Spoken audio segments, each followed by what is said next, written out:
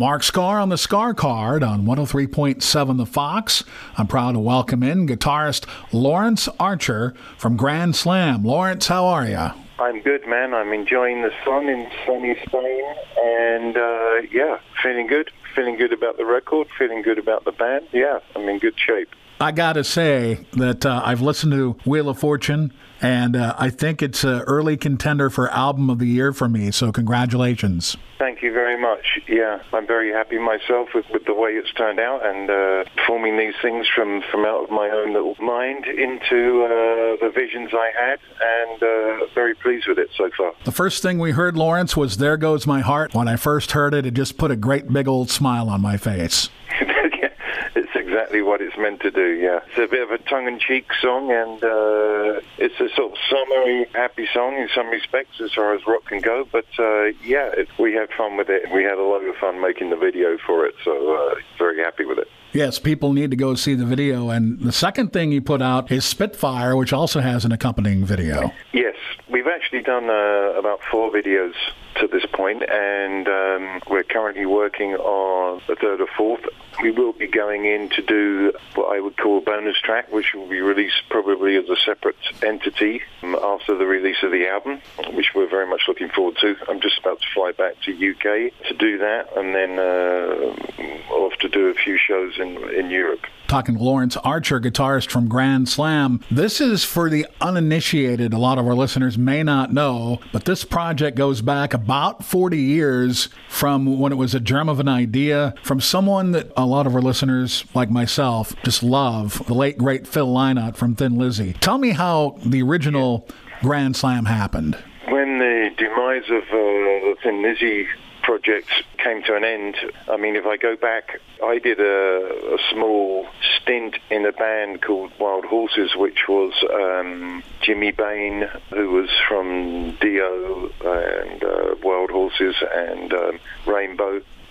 He had a band with Brian Robertson, another guitar player from Thin Lizzy, and when Brian sort of left the band, Jimmy called me and asked me to be part of that band, which I did for about a year or just under. And we were managed by the Thin Lizzy management, and Phil came to see us play and actually got up on stage a couple of times, and from that I actually went to the studio when Thin Lizzy were recording Chinatown, I believe, the Chinatown album, and I sat down and I played with Phil for about 3 or 4 hours. You know, we sat down, had a jam.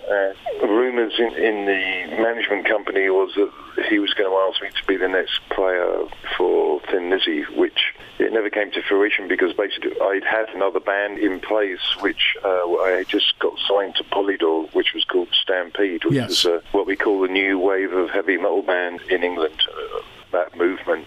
So I pursued that. That was my baby at the time. And then when Thin Lizzy finally stopped, Phil called me and said, you know, come on, let's put a band together. At that time, he didn't want to continue under the Thin Lizzy name, so we formed the band, and during a short period of time, we came up with the name. We were going to call it Sam, and then just added the Grand, so it became Grand Slam. But I'd known Phil at that point probably for a couple of years, so I mean that's how my association with Phil was, you know. We're talking with Laurence Archer from Grand Slam, and so in that 1983, 84 through 85, you wrote a lot of songs together, and I know the Zoom Club stuff came out, and I heard that, but essentially all those songs were written out during those years. They were, yeah. The Zoom Club stuff, I just want to make clear that I had nothing to do with any of that Zoom release. My involvement was purely from the songwriting part from when we did it, but unfortunately when Phil met his untimely pass, the studio where Phil and I used to write, a lot of stuff went missing from there. You know, he had a studio in his back garden in London, and we used to write and record there in a quite basic fashion, which was just, it was just a writing suite. And unfortunately, those recordings were more or less sort of stolen from that place. And, I didn't really like or agree with those things coming out because, when you're writing and recording, those particular recordings didn't really show the end product of what we were doing. They were just work in progress.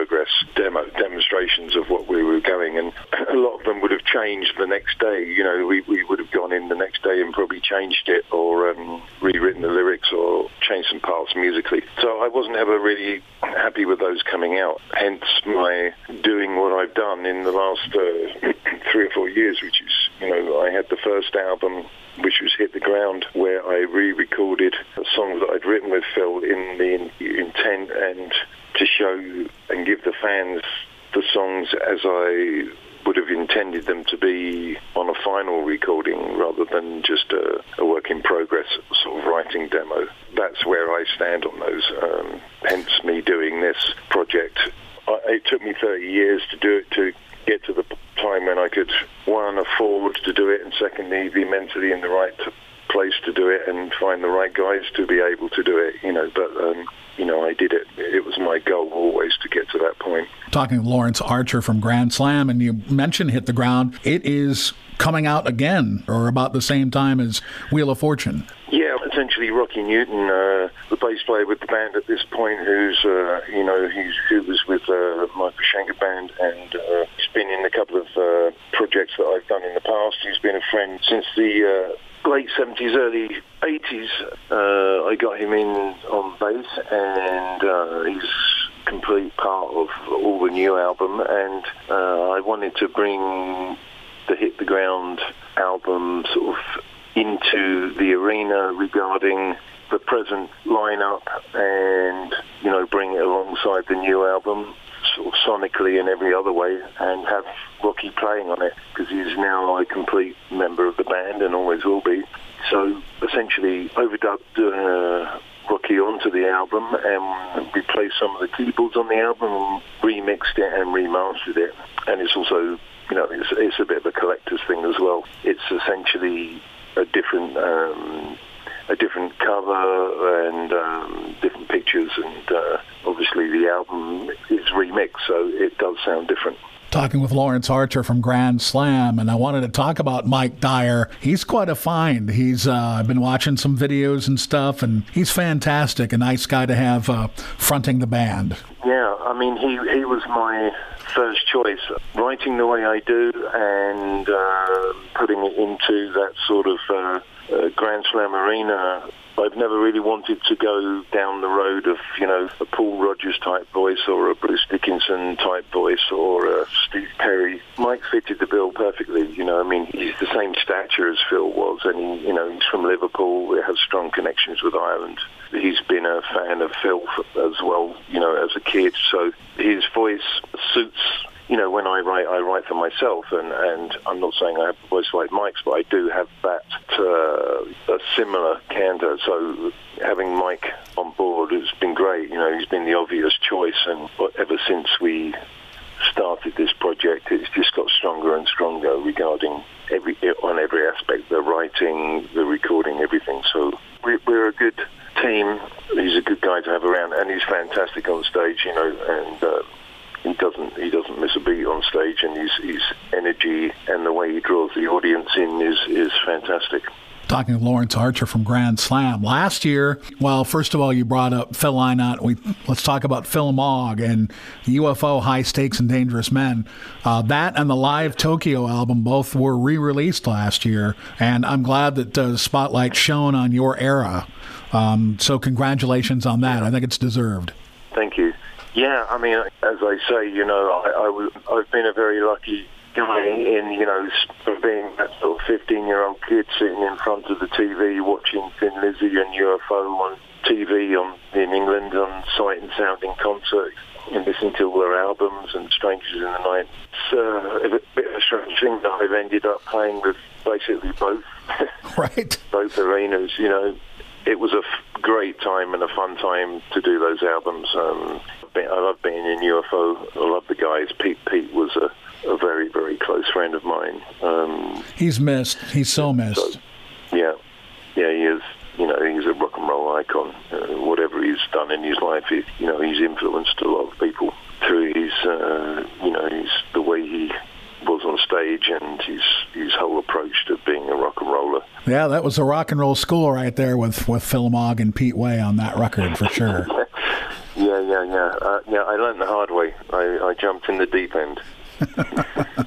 So, Grand Slam, what's the record comes out in June, Wheel of Fortune. What's the rest of 2024 looking like for you, Laurence? We're going into the studio in about 2 weeks' time. We're going back to Chapel Studios where we did the album, and we're going to do a cover of a traditional Irish song associated with Thin Lizzy, and we're going to do a couple of bonus tracks for our Japanese release, and then we have a festival in Paris in June, and then in July we're off to Sweden for a week or so, and then I go back to Ireland to do I think we've got 2 shows in August, and then another couple in France, another couple of festivals in France and Europe, but we haven't concentrated at all on our live appearances for after the release of the album. We've been sort of waiting. When we go out, we want to go out in the right way.